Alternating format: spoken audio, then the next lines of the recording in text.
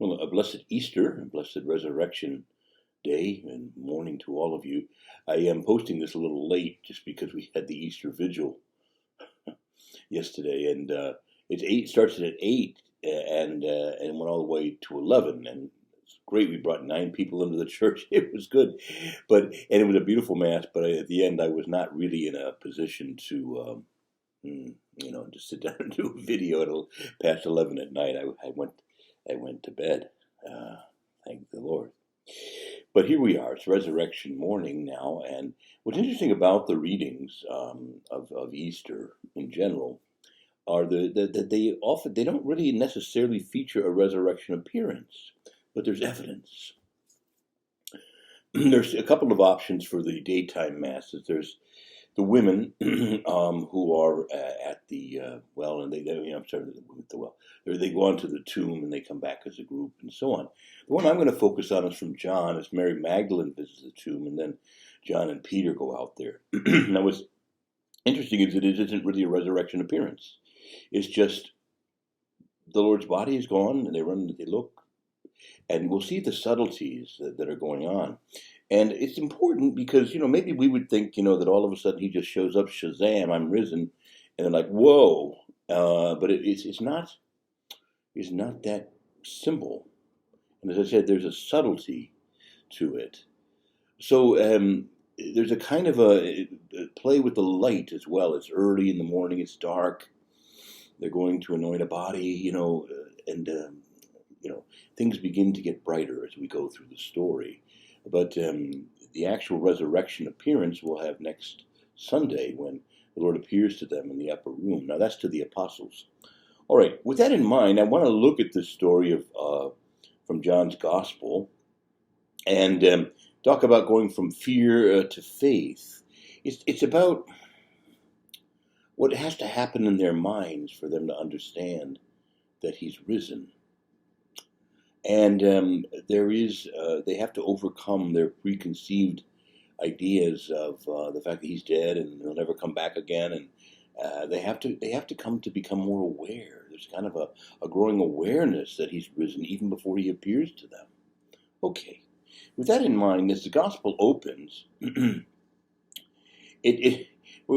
look at it. We see that they begin in reaction mode now. Mary Magdalene went out to the tomb. Now, John doesn't mention the other women, but there were some other women that went with her, according to the Synoptic Gospels. But they go out, and they find the stone rolled back, and they're alarmed. And then an angel, speaks to them. But even before that, Mary Magdalene runs off, desperate to talk to the apostles, and we see that she says to them, they've taken the Lord and we don't know where they put him. So she's thinking grave robbers. She looks at the stone rolled back, instead, not seeing evidence of the resurrection in that, but rather grave robbers. I mean, that seems to be her presumption. They've taken the Lord, in other words, the Lord's body, and we don't know where they put it. You don't take the Lord anywhere, put him anywhere, but the body is missing. Okay. And she's quite in a panic about it, of course. And, you can imagine, they were just utterly shell-shocked on Good Friday. And, they're going to be full of negativity. But remember, he had said, in 3 days I'll rise. It doesn't even occur to her to think about that. An empty tomb? A stone rolled back? He said in 3 days I'll rise. It never even occurs to her to think that way. All right, and we'll see that's true with John and Peter as well. So the first thing is that they're just reacting. Things aren't as we expected. Here we go again. It's gone from bad to worse, if it could. And that's the mode she's in. So she's running. She runs and tells Peter and John. Next thing you know, they're running. You see, because sometimes our just reactiveness and negativeness can rub off on others too, you see. And there is this, as I say, this tendency for us to be negative, all right? But remember, they've been through a lot, all right? Now, so you have this kind of reaction mode. that's just going on. It never even occurs that this is the third day he's risen. Now, we start to see, though, that John in particular, we sort of switch the spotlight from Mary to John, and we start to see that John begins to go from his own reaction mode to reflection, or maybe we'll call it recovery, reflection and recovery, right? The text has a funny little detail in it that a lot of people might just overlook or explain away. And that is that as they're running to the tomb, the disciple whom Jesus loved got there first. So he ran faster than Peter. Now, someone would say, well, that's just because he's a younger man. Peter's probably an older man, you know. But I think that's missing a deeper and a more subtle point. As John is running, you know, back in the day before being all plugged into everything, I was a runner. You know, you could never tell it now, but I would go out on these long runs, and you're sort of alone in your thoughts. And those were the days before, you know, all these iPods and, you know, getting plugged in stuff. And so you're out there, you're thinking. You know, I would do a lot of thinking when I was running. And John, I think, as he's going, says, you know, I can't. Grave robbers, maybe didn't he say in 3 days he'll arise? This is the third day. I wonder, could it be? And it says as he starts to run, he starts to get faster. And again, he gets there ahead of Peter. Now, there's a line from Isaiah in the 40th chapter that I think sort of decodes this running faster. It says here in Isaiah 40 and verse 31, but those who hope in the Lord will renew their strength. They will mount up like on eagle's wings, and they will run and not grow weary. They will walk and not grow faint. So, as I say, as he's running, I gotta think he's putting some of the pieces together. He gets there first. Now, others, like the fathers of the church, like to dwell on this and say, well, John was particularly, it was a great soul, a contemplative soul, and the great love that he had for the Lord. And love gets there first, you know. Peter represents more the official church, and so we often look to the contemplatives, to the religious for revival in the church, and often they do indeed supply it. But again, it takes the church maybe a little longer to catch up officially and formally. So some like to see it that, but let's just keep it a little bit more rooted in the resurrection story, all right? That John is thinking as he's running, and he starts to go faster. He's recovering. He's now reflecting and recovering. You go from, again, reaction mode to a more reflective mode. So that's the second aspect of this gospel. Now, the third one is then there's a reassessment that's made. It says here in the text that when Simon Peter, he got there first, John did. He looked in and he saw the burial cloths, but he didn't go in. It says, but when Simon Peter arrived after him, he went into the tomb, and then he saw the burial cloths lying there, that had covered his head, and likewise the cloth that had covered his head, not with the burial cloths, but rolled up in a separate place. Now, the Greek word here, kimai, means it's an unusual. It's to be lying stretched out. The grave clothes are lying there stretched out, and the picture that you have is that it's almost as if there was a body they were wrapping, and the body disappeared, and the cloths all just fell in place. Wow, this isn't great. Grave robbers wouldn't. I mean, how do they do that? And likewise, they wouldn't worry about putting everything back in some kind of order. They just throw the cloths and take the body and run. And likewise, the sudarium, the very fancy faith cloth, and usually very fine linen that covered the face, the sudarium, sometimes called in the Latin, is folded carefully and put in a different place. Now, if grave robbers, they're going to maybe want to steal the body of Jesus for any number of nefarious reasons, but at the end of the day, what they're probably after were the linens, and these were fine garments, and particularly the sudarium. So what would that be lying there? As I say, a dead body wouldn't profit grave robbers much at all, and unless there were some who were haters of the Lord who wanted to just make the whole thing even worse. So we see that in this reassessment mode, it says that Peter went in and he saw this, and then John came in and he didn't just see, it says he saw and believed. Now, believed in what?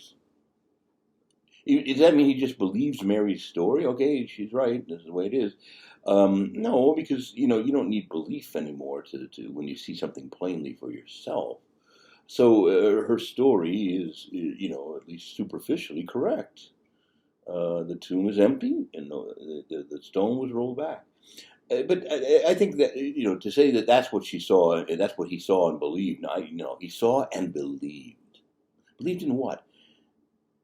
That Jesus is risen. He's doing the math. He's saying, "Oh, look, this is the third day." He said he'd rise. The tomb is empty. I see these grave clothes lying here outstretched. I mean, as if the body just disappeared and they fell in place. And the face, I see all this evidence. And I'm putting the pieces together. He said, on the third day I'll rise.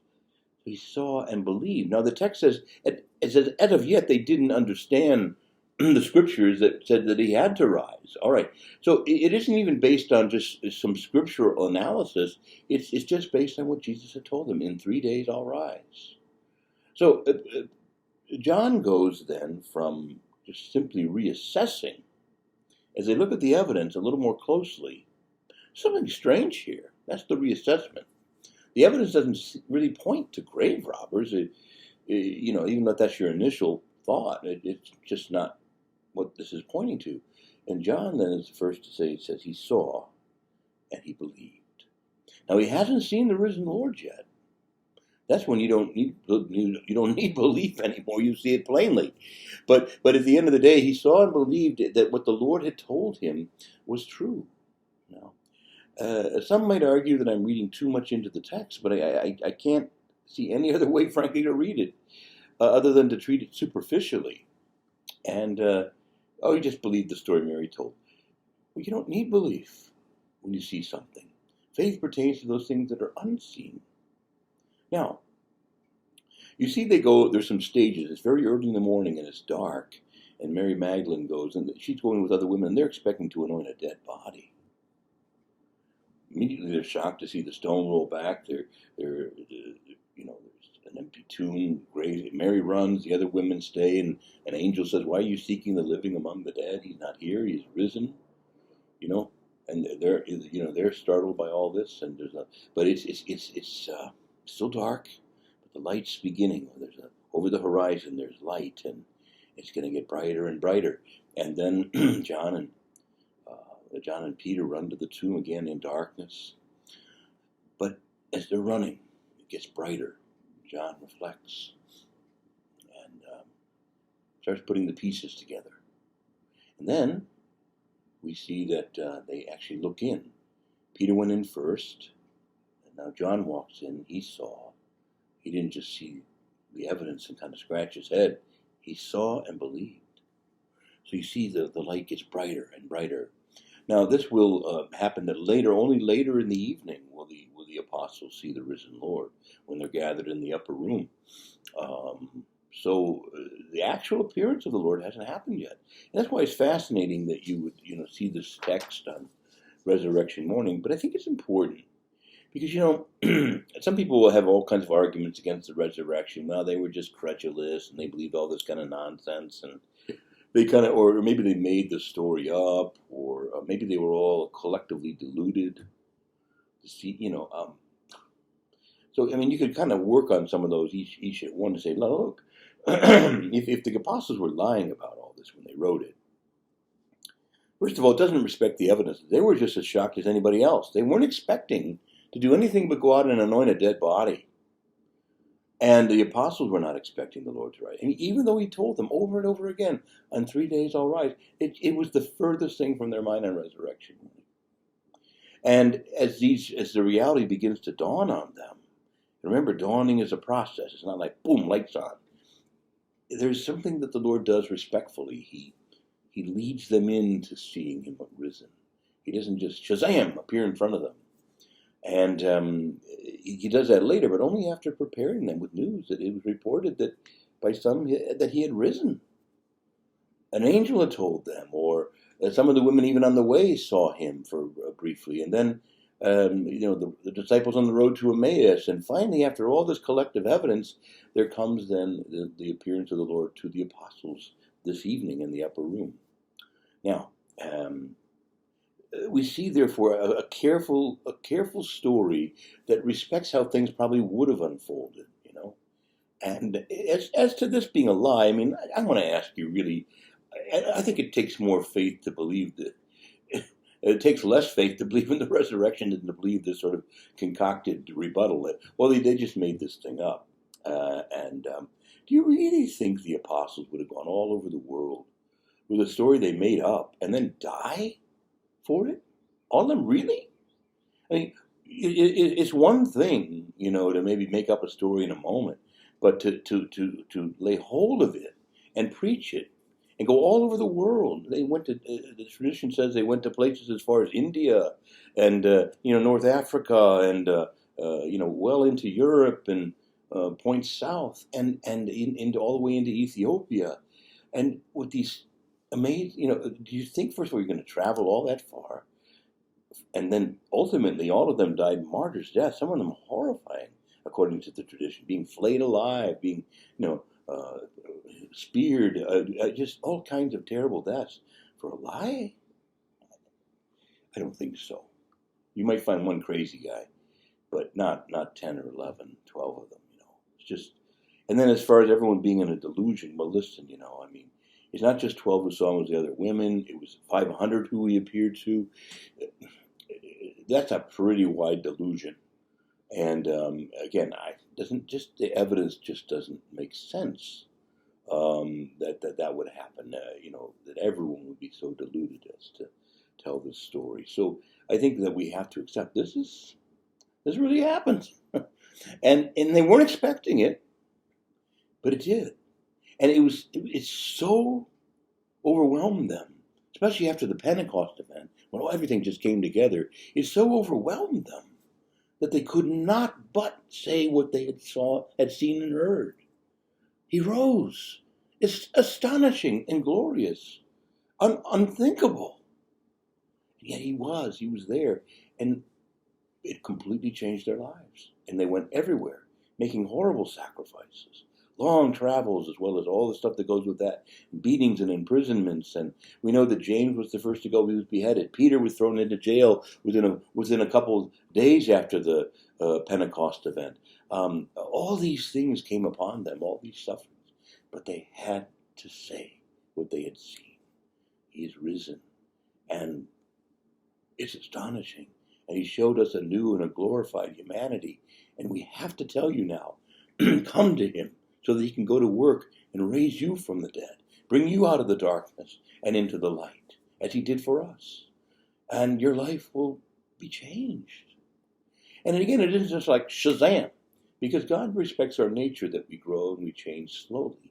When the student is ready, the teacher will appear.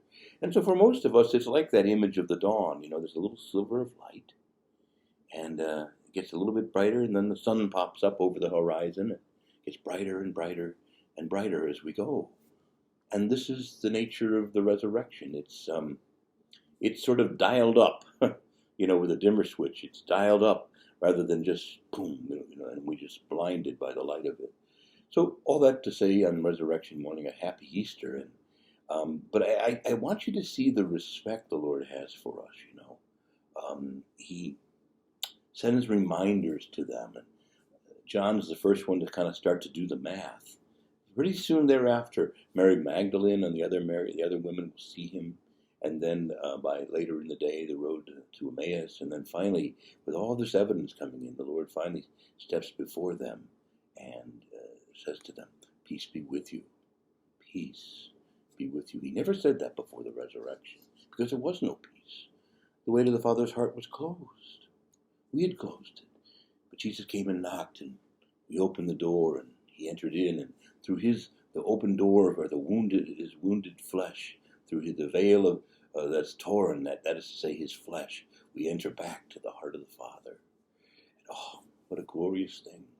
And yet, of all the mornings it's hard to preach, sometimes resurrection morning is the hardest.